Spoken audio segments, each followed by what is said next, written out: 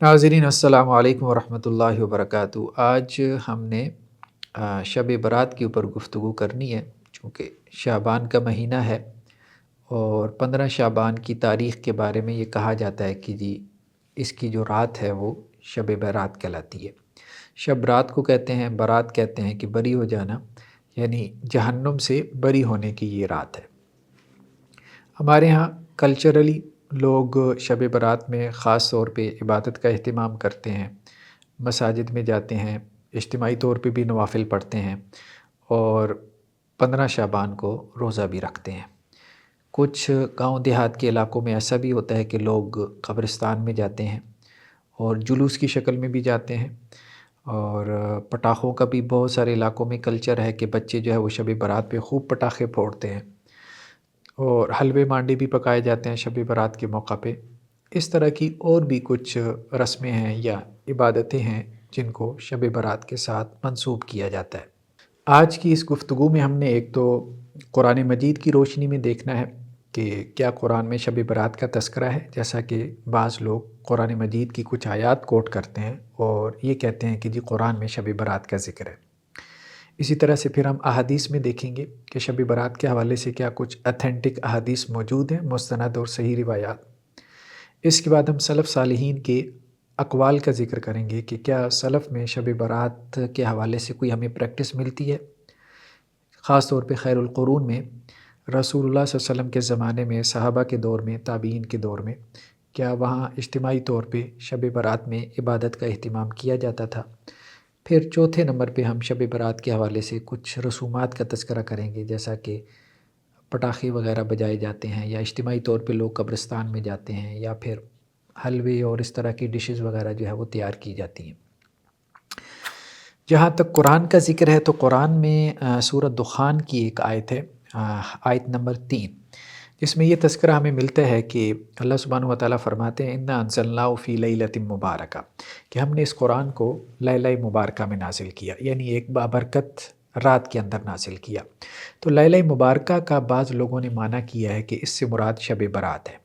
हालाँकि कुरान बिल्कुल वाज़ेह है कि कुरान जो नाज़िल हुआ है यहाँ 2 चीज़ों का ज़िक्र है, एक लैला मुबारका और दूसरा कुरान के नुज़ूल का। तो कुरान ने यहाँ पे ये बात कही है कि हमने कुरान को लैला मुबारका बाबरकत रात में नाज़िल किया। अब कुरान किस रात में नाज़िल हुआ? इन्ना अंज़लनाहु फ़ी लैलतिल क़द्र, सूरह क़द्र में कुरान ने खुद ही वाज़ेह कर दिया कि ये लैलतुल क़द्र की रात में नाज़िल हुआ है। तो गोया इस लैला मुबारका से मुराद क्या है? ये कुरान ने खुद हमें बता दिया कि इस बाबरकत रात से मुराद लैलतुल क़द्र की रात है। और लैलतुल क़द्र की रात के बारे में तो वाज़ेह हदीसें मौजूद हैं कि वो रमज़ान के महीने में आखिरी अशरे में जो ताक रातें होती हैं, यानी 5, 21, 23, 25, 27 और 29 की 5 रातें, इनमें से कोई एक रात जो है वो लैलतुल क़द्र की रात होती है। इस पे हम अलहदा से इंशाअल्लाह से एक मुस्तकिल एपिसोड बनाएँगे। दूसरी बात जिसका यहाँ पे तज़किरा है वो ये है कि फ़िया युफ़रक़ु कुल्लु अम्रिन हकीम, यानी इस लैला मुबारका में ये जो लैलतुल क़द्र की रात है इसमें साल भर के जो फ़ैसले हैं वो अल्लाह सुब्हानहू व तआला की तरफ से होते हैं। यहाँ साल का तो तज़किरा नहीं है, लेकिन बहरहाल मुफ़स्सिरीन ने उसका तर्जुमा जो है वो साल किया है। बाज़ दूसरी आयात की तफ़ासीर की रोशनी में या बाज़ दूसरे जो है वो निकात की रोशनी में। तो फ़ीहा युफ़रक़ु कुल्लु अम्रिन हकीम, अल्लाह सुब्हानहू व तआला हर हिकमत वाले जो फ़ैसले हैं, हिकमत भरे फ़ैसले वो इस रात के अंदर करते हैं। तो ये लैला मुबारका है, इसमें कुरान मजीद नाज़िल हुआ और इसमें जो है वो आपके फ़ैसले होते हैं, इसलिए ख़ास तौर पे इसमें इबादत का अहतमाम करें। लेकिन लैला मुबारका से मुराद लैलतुल क़द्र की रात है और उसमें इबादत का तज़किरा सही रवायतों में मिलता है, बल्कि कुरान में मिलता है, सही रवायतें तो बात की बात है। अच्छा, अब जहाँ तक बात है कि अहादीस की, तो क्या अहादीस में शब बारात का तज़किरा मिलता है? तो अहादीस में ज़्यादातर रिवायात जो है वो मौज़ू हैं या ज़ईफ़ हैं। हमने शब बारात के हवाले से एक आर्टिकल लिखा था जो माहनामा मीसाक में पब्लिश हुआ था, जो कुरान अकेडमी से शाया होता है।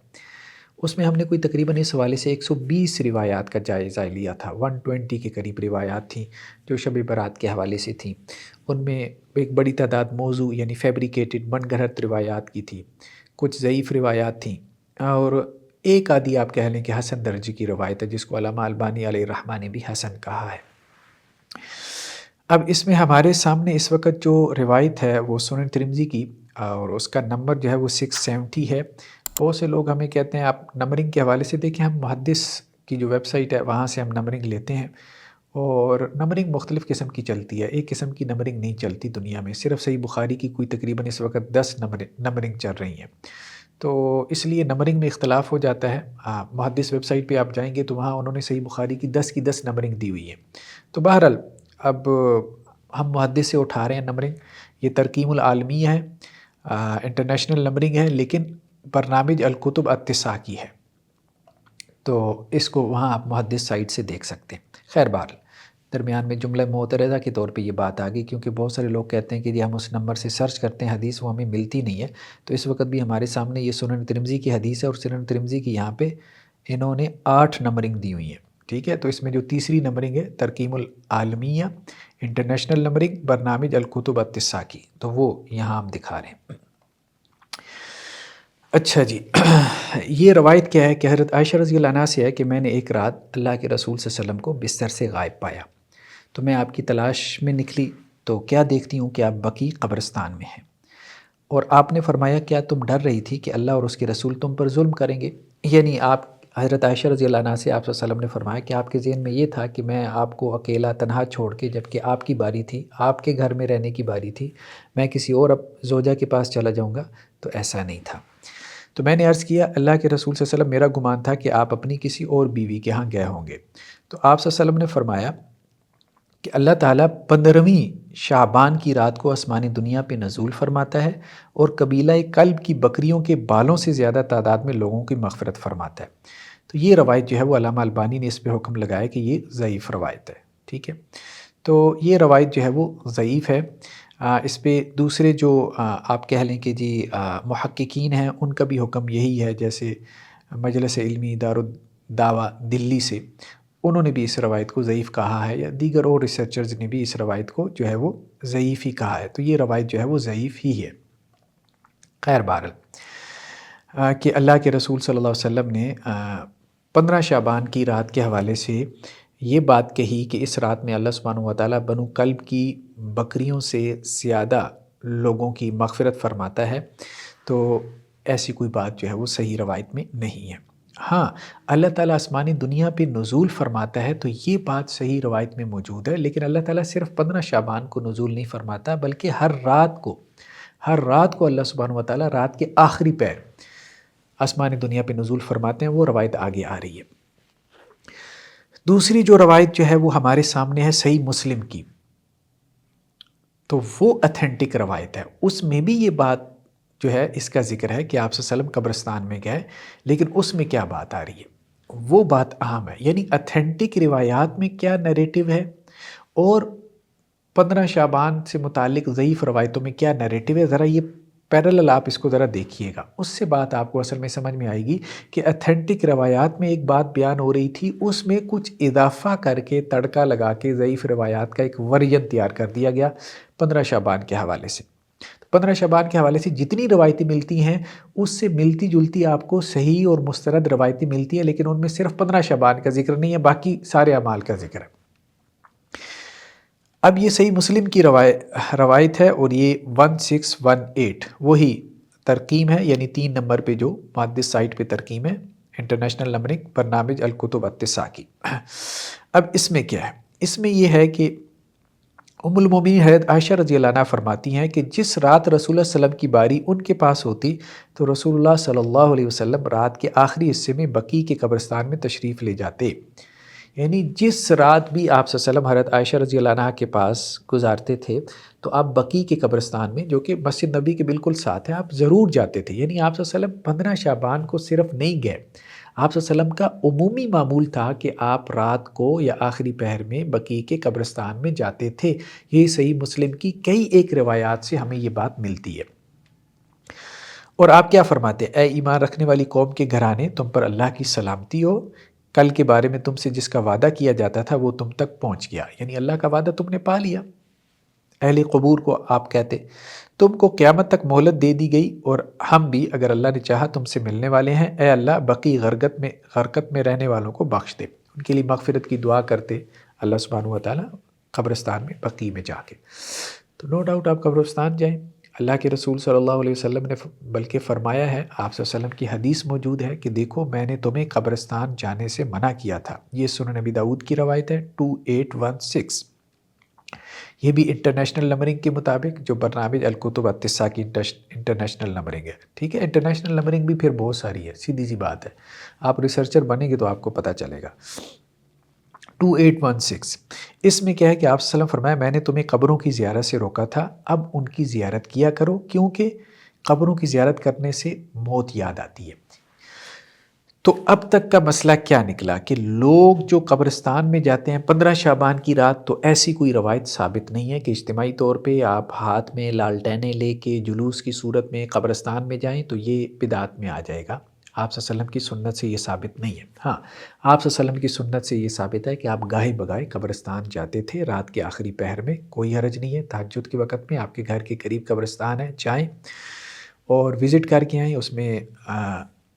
جو اہل قبرستان ہیں ان کے لیے دعا کریں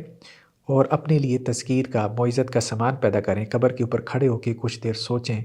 کہ کچھ عرصے بعد میں نے بھی یہاں آنا ہے اور اس مٹی کے گڑھے کے اندر میں پڑا ہوا ہوں گا، اور کچھ عرصے بعد میرا بھی جسم یہاں مٹی میں مل کے مٹی ہو چکا ہوگا۔ اس سے انسان کی جو ہے وہ کافی زیادہ اصلاح ہو جاتی ہے۔ تو پہلی بات تو یہ ہو گئی کہ قبرستان میں جانا 15 شعبان کی رات کسی بھی جو ہے وہ صحیح روایت سے ثابت نہیں ہے، اگرچہ یہ بات ہمیں ملتی ہے کہ رات کے آخری پہر میں گاہے بگائے اکثر و بیشتر قبرستان میں جانا یہ رسول اللہ صلی اللہ علیہ وسلم کی سنت ہے، تو اس پہ عمل کرنا چاہیے۔ اچھا، دوسری روایت جو ہمارے سامنے ہے سنن ابن ماجہ کی روایت ہے، یہ وہی انٹرنیشنل نمبرنگ برنامج الکتب التسعہ کی، اس کا نمبر ہے 1378۔ حضرت علی رضی اللہ عنہ سے روایت ہے کہ آپ صلی اللہ علیہ وسلم نے فرمایا کہ جب نصف شعبان کی رات آئے تو اس رات کو قیام کرو اور دن کو روزہ رکھو، یعنی رات کو قیام کرو 15 شعبان کو اور دن کو روزہ رکھو۔ اس رات اللہ سبحانہ و تعالیٰ سورج کے غروب ہوتے ہی پہلے آسمان پر نزول فرماتا ہے اور صبح صادق طلوع ہونے تک کہتا رہتا ہے کیا کوئی مجھ سے بخشش مانگنے والا ہے میں اسے معاف کروں، کیا کوئی رزق طلب کرنے والا ہے اسے رزق دوں، کیا کوئی کسی بیماری یا مصیبت میں مبتلا ہے میں اسے عافیت دوں۔ اب دیکھیں اس میں کئی ایک باتیں ہیں، اس روایت میں کئی ایک باتیں ہیں۔ پہلی بات تو یہ ہے کہ آپ صلی اللہ علیہ وسلم نے اس رات قیام کرنے کا حکم دیا، حالانکہ قرآن تو کہتا ہے کہ ہر رات قیام کرو، اور آپ صلی اللہ علیہ وسلم کا بھی معمول یہی تھا کہ آپ ہر رات قیام کرتے تھے۔ یا ایھا المزمل قم اللیل الا قلیلا، قرآن تہجد کی نماز سے بھرا پڑا ہے، بھرا پڑا ہے، ٹھیک ہے، کہ اللہ کے بندے کون ہیں؟ تتجافی جنوبہم عن المضاجع یدعون ربہم خوفا وطمعا، کہ جن کے پہلو جو ہے وہ بستر سے علیحدہ رہتے ہیں، وہ راتوں کو اللہ کے سامنے کھڑے رہتے ہیں۔ والذین یبیتون لربہم سجدا وقیاما، ان کی راتیں جو ہے سجدہ کرتے ہوئے قیام کی حالت میں گزرتی ہیں۔ قم اللیل الا قلیلا نصفہ وانقص منہ قلیلا وزد علیہ ورتل القرآن ترتیلا۔ اے نبی صلی اللہ علیہ وسلم 2/3 رات، 2/3 رات، نصف رات، 1/3 رات اللہ کے سامنے کھڑے رہیں، اور آگے چل کے فرمائیں ان ربک یعلم انک تقوم ادنی من ثلثی اللیل ونصفہ وثلثہ وطائفۃ من الذین معک، آپ کے ساتھ اہل ایمان کی جماعت بھی نصف رات تک، 1/3 رات تک، 2/3 رات تک کھڑی رہتی ہے اللہ کے سامنے، تہجد پڑھتی ہے، وہ تو پڑھیں آپ، وہ تو پڑھیں، وہ تو رسول اللہ صلی اللہ علیہ وسلم کا معمول تھا، صحابہ کا عمل تھا، ہر رات کو آپ کھڑے ہوں۔ تو رات کا قیام کسی خاص رات کے ساتھ مخصوص نہیں ہے، یہ روایت تو ضعیف جداً ہے، علامہ البانی نے کہا ہے، ٹھیک ہے۔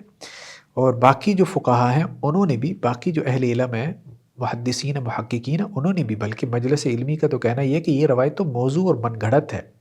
زبیر علی زئی صاحب نے بھی کہا ہے کہ اس کی سند جو ہے وہ موضوع ہے، من گھڑت روایت ہے۔ تو اور بھی اہل علم نے جو ہے وہ اس کو من گھڑت اور موضوع روایت کہا ہے، یہ ضعیف جداً کہا ہے، ٹھیک ہے۔ تو اب یہ جو روایت ہے کہ نصف شعبان کی رات کو قیام کریں، تو نصف شعبان کی رات کا قیام نہیں ہے بلکہ ہر رات کا قیام ہے، آپ ہر رات قیام کیا کریں۔ دوسری بات یہ ہے کہ اس کے دن کا روزہ رکھو، تو یہ بھی موضوع اور من گھڑت بات ہے، 15 شعبان کا کوئی روزہ نہیں ہے۔ ہاں، رسول اللہ صلی اللہ علیہ وسلم کا ہمیں یہ معمول ملتا ہے کہ آپ صلی اللہ علیہ وسلم جو ہے وہ شعبان میں روزے رکھتے تھے، کثرت سے جو ہے وہ روزے رکھتے تھے۔ جیسے یہ ہمارے سامنے سنن ابی داؤد کی روایت ہے، وہی انٹرنیشنل نمبرنگ برنامج الکتب التسعہ کی 1989، ٹھیک ہے۔ اب اس میں کیا ہے، سلمہ رضی اللہ عنہ بیان فرماتی ہیں کہ نبی کریم صلی اللہ علیہ وسلم کسی سال میں کسی مہینے کے پورے روزے نہ رکھتے تھے مگر شعبان میں، کہ اسے رمضان کے ساتھ ملا دیتے تھے۔ یعنی آپ صلی اللہ علیہ وسلم کا معمول تھا کہ آپ شعبان کا پورا مہینہ روزہ رکھتے تھے، اور اس طرح سے آپ اس کو رمضان سے ملا دیتے تھے، یعنی 2 مہینے لگاتار آپ کے روزے بن جاتے تھے۔ تو شعبان میں آپ صلی اللہ علیہ وسلم نے کثرت سے روزے رکھے۔ جیسے دیکھیں نا کہ ہمارے یہاں جب کھانا آتا ہے تو ہم کیا کرتے ہیں، اسٹارٹر کے طور پہ پہلے کچھ لیتے ہیں، تو اسی طرح آپ صلی اللہ علیہ وسلم جو ہے وہ شعبان میں روزے رکھتے تھے رمضان کی آمد کی خوشی میں۔ ہاں، جہاں تک اس امت کا معاملہ ہے تو آپ صلی اللہ علیہ وسلم نے ہمیں جو ہے وہ اس سے منع کر دیا کہ ہم شعبان میں روزے رکھیں۔ یہ ہمارے سامنے سنن ابی داؤد کی ایک اور روایت ہے، انٹرنیشنل نمبرنگ برنامج الکتب التسع کے مطابق 1990۔ اب اس میں حضرت ابو ہریرہ سے یہ روایت ہے کہ آپ صلی اللہ علیہ وسلم نے کیا فرمایا، جب شعبان آدھا گزر جائے تو روزہ نہ رکھو، ٹھیک ہے؟ جب شعبان آدھا گزر جائے تو روزہ نہ رکھو، یعنی نصف شعبان تک روزہ رکھ لو، ٹھیک ہے؟ تو اگر کسی صاحب کا معمول ہے کہ ہر مہینے 13، 14، 15 کا روزہ رکھتے ہیں، یعنی 13، 14، 15 چاند کی تاریخ کا، کیونکہ حدیثوں میں بہت زیادہ ملتا ہے کہ ہر مہینے میں کم از کم 3 روزے رکھ لو، اور نیکی چونکہ 10 گنا ملٹیپلائی ہو جاتی ہے تو گویا تمہیں پورے مہینے روزہ رکھنے کا ثواب مل جاتا ہے اگر تم ایک مہینے میں 3 روزے رکھ لو، اور وہ 3 روزے تم چاند کی 13، 14، 15 تاریخ کو رکھو، جنہیں ایام 20 کہتے ہیں، یعنی وہ روشن ایام ہے، چاند کی روشنی خوب پھیلی ہوتی ہے۔ یا آپ صلی اللہ علیہ وسلم جو ہے وہ سوموار کا یا جمعرات کا روزہ رکھتے تھے، یہ آپ صلی اللہ علیہ وسلم کا معمول تھا، تو آپ کے نوافل روزے معروف ہیں، صحیح حدیثوں سے ثابت ہیں۔ 15 شعبان کا روزہ جو ہے وہ کوئی صحیح حدیث سے ثابت نہیں ہے۔ ہاں، 13، 14، 15 شعبان کا روزہ یہ سنت ہو سکتا ہے، کیونکہ آپ صلی اللہ علیہ وسلم جو ہے وہ 3 دن مہینے میں روزہ رکھنے کا حکم دیتے تھے، اور بہت سارے صحابہ کا معمول بھی تھا کہ مہینے میں 3 دن روزہ رکھتے تھے۔ اور دوسری بات جو اہم ہے، آپ صلی اللہ علیہ وسلم نے یہ کہا کہ 15 شعبان یعنی نصف مہینے کے بعد روزہ نہ رکھو۔ اس کی وجہ کیا؟ اس کی وجہ یہ ہے کہ آگے رمضان آنے والا ہے، تو تمہارے اندر سستی پیدا نہ ہو، تو اس سستی کی وجہ سے کہیں فرائض میں کوئی کوتاہی نہ ہو جائے، ٹھیک ہے؟ تو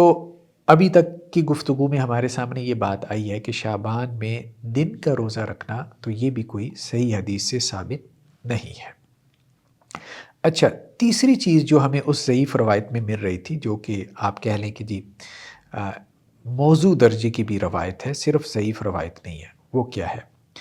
وہ یہ تھا کہ اس رات کو اللہ سبحانہ و تعالیٰ آسمانی دنیا پہ تشریف لاتے ہیں اور یہ کہتے ہیں کہ جی کوئی بخشش مانگنے والا ہے میں اسے معاف کروں، کوئی رزق طلب کرنے والا ہے اسے رزق دوں، کوئی بیماری یا مصیبت میں مبتلا ہے کہ میں اسے عافیت دوں، ٹھیک ہے؟ تو یہ اللہ سبحانہ و تعالیٰ کہتے ہیں۔ اب دیکھیں، یہ بھی کسی 15 شعبان کی رات کے ساتھ مخصوص نہیں ہے، یہ معاملہ بھی جو ہے وہ ہر رات کے ساتھ ہے، ہر رات کے ساتھ ہے، یعنی کثرت سے ہمیں یہ روایتیں ملتی ہیں کہ اللہ سبحانہ و تعالیٰ جو ہے وہ ہر رات کو آسمانی دنیا پہ تشریف لاتے ہیں، اور یہ بات کہی جاتی ہے فرشتے کی طرف سے، یہ منادی کی جاتی ہے کہ ہے کوئی مانگنے والا، ہے کوئی دعا کرنے والا، جیسا کہ یہ ہمارے سامنے صحیح مسلم کی روایت ہے، وہی انٹرنیشنل نمبرنگ برنامج الکتب التسع 1263، یعنی نمبر جو ہے 1263 ہے کہ آپ صلی اللہ علیہ وسلم فرمایا، جب رات کا آدھا یا 2/3 حصہ گزر جاتا ہے تو اللہ سبحانہ و تعالیٰ آسمانی دنیا پہ نزول فرماتا ہے اور کہتا ہے کیا کوئی مانگنے والا ہے کہ اسے دیا جائے، کیا کوئی دعا کرنے والا ہے کہ اس کی دعا قبول کی جائے، اور کیا کوئی بخشش کا طلبگار ہے کہ اسے بخشا جائے، حتیٰ کہ صبح پو جو ہے وہ پھوٹ پڑتی ہے، مطلب سحری کا وقت ہو جاتا ہے۔ تو یہ ہر رات ہوتا ہے کہ ایک فرشتہ منادی کرتا ہے کہ کوئی استغفار کرنے والا ہے، اللہ اس کو معاف کر دے، کوئی مانگنے والا ہے، کسی کو کوئی حاجت ہے کہ اللہ تعالیٰ اس کو عطا کرے، کوئی بخشش چاہتا ہے کہ اللہ تعالیٰ اس کے گناہوں کو معاف کر دے۔ تو یہ ہر رات کا حکم ہے، یہ 15 شعبان کی رات کے ساتھ مخصوص نہیں ہے۔ تو ابھی تک آپ دیکھ رہے ہیں سارا بیانیہ جو آپ کے سامنے آ رہا ہے کہ جب آپ کمپیریزن کر رہے ہیں کہ جو صحیح حدیثیں ہیں ان میں جو ایک عمل ہر رات کے حوالے سے بیان ہوا ہے، کچھ لوگوں نے اٹھا کے اس کو 15 شعبان کے ساتھ خاص کر دیا، جیسے قبرستان جانے کا معاملہ تھا تو آپ صلی اللہ علیہ وسلم عموماً قبرستان جاتے تھے رات کے آخری پہر، جیسا رات عبادت کا معاملہ تھا تو آپ صلی اللہ علیہ وسلم جو ہے وہ ہر رات جو ہے وہ رات کو عبادت کرتے تھے، رات کو قیام کرتے تھے، اور آدھی آدھی رات، 1/3 رات، 2/3 رات تک قیام کرتے تھے، صحابہ بھی آپ کے ساتھ قیام کرتے تھے۔ یا پھر یہ معاملہ تھا کہ جی اس رات میں جو ہے وہ دعائیں قبول ہوتی ہیں، تو وہ ہر رات کے حوالے سے یہ روایتیں موجود ہیں کہ جی اس رات میں جو ہے وہ دعائیں قبول ہوتی ہیں۔ تو یہ بات ابھی تک جو ہے وہ ہمارے سامنے آ رہی ہے۔ اسی طرح سے 15 شعبان کی رات میں کیا کوئی مخصوص عبادت ہے؟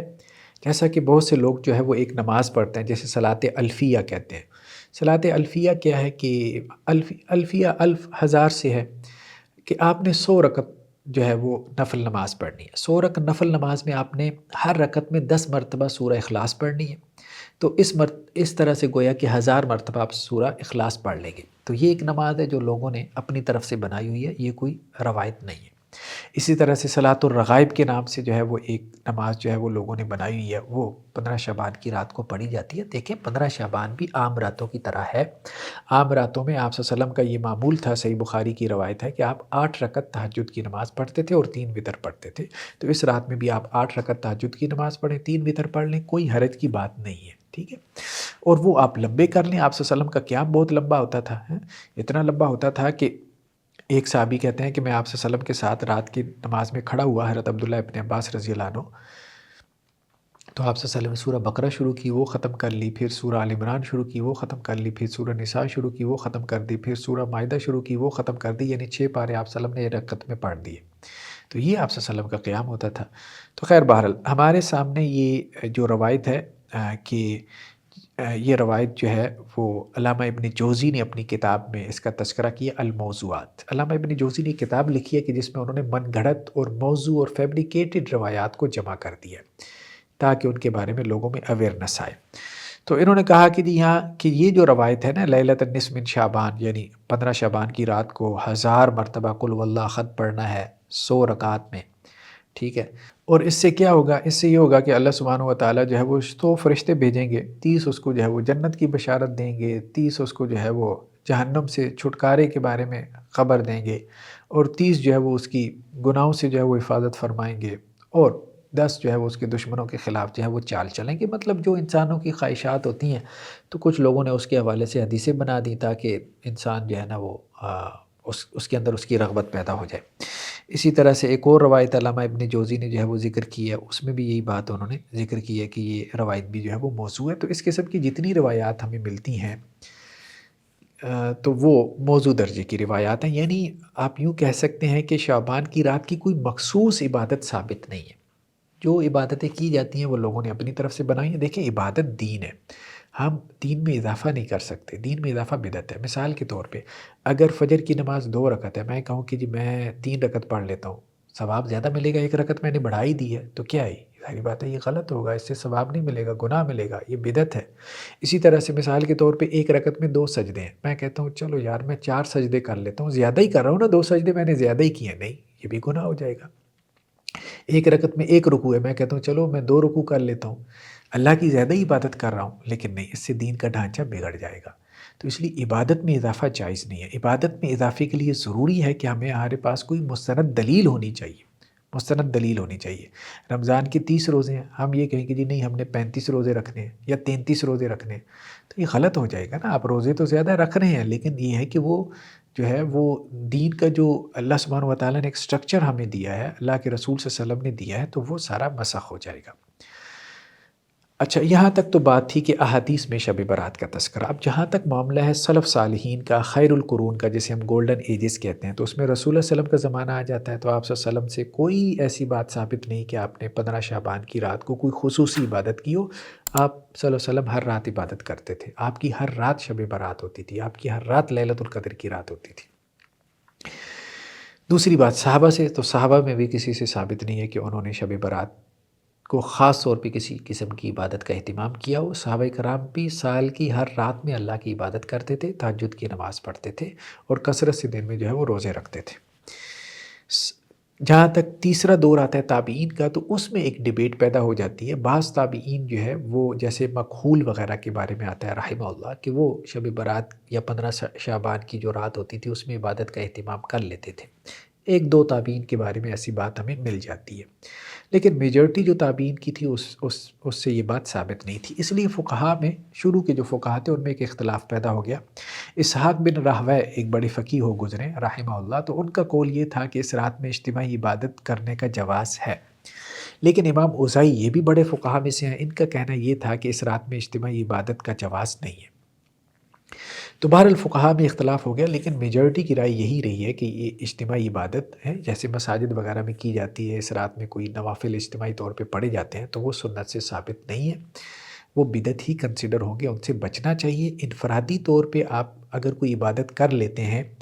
تو دیکھیں وہ تو کسی بھی رات آپ اٹھ کے عبادت کر لیں،